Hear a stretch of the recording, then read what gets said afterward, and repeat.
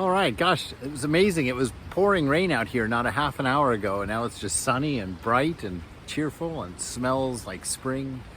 Uh, it would be great to have everybody just kind of come out and sit in a circle here in the woods and spend some time together talking about these things. We're up to number 4 on our points of prayer coming from the Way of the Pilgrim. And today's is a little bit more difficult to practice, I think. He says, pray and fear nothing. Fear no misfortunes. Fear no disasters. Prayer will protect you and ward them off. Remember St. Peter when he stepped out of the boat at the invitation of Jesus to walk on the water. And he did so fearlessly. Of course, after that, when he looked down and saw that he's actually standing on the water, there was a little bit of trepidation, and his faith failed him, and he began to sink a little bit. And Jesus laughed at him and says, "Oh, you of little faith." And I'm like, wow, that really redefined my idea of little faith. To me, little faith would be not getting out of the boat. That guy actually got out of the boat, stepped down on water, and let go of the side of the boat. And that apparently is little faith. So we've got quite a bar to reach established in front of us for this kind of practice. But he's saying, really throw yourself into prayer. Be aware of God. Be aware of the divine nature of everything that we're experiencing. Remember all of the little tidbits of truth that you have, that you are not the doer, that which is changing is not real, that in the end all things are divine, that there's one without a second, and that all of this is illusory in a way, but founded on an ideal of love and intelligence. And all of that mixes together to give us this experience of being, this existence.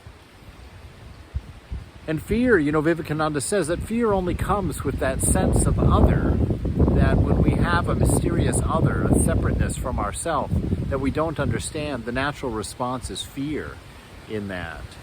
And that this prayer in the form of the name of God, repeating the name of God, and ruminating and dwelling on the presence of the divine, really leads toward that cord of love that ties things together into a oneness. You do get a deeper sense of that. And that's where our fearlessness arises from that knowledge that the divine is inseparable from us, that we cannot be apart from the whole, that we are one in all of this.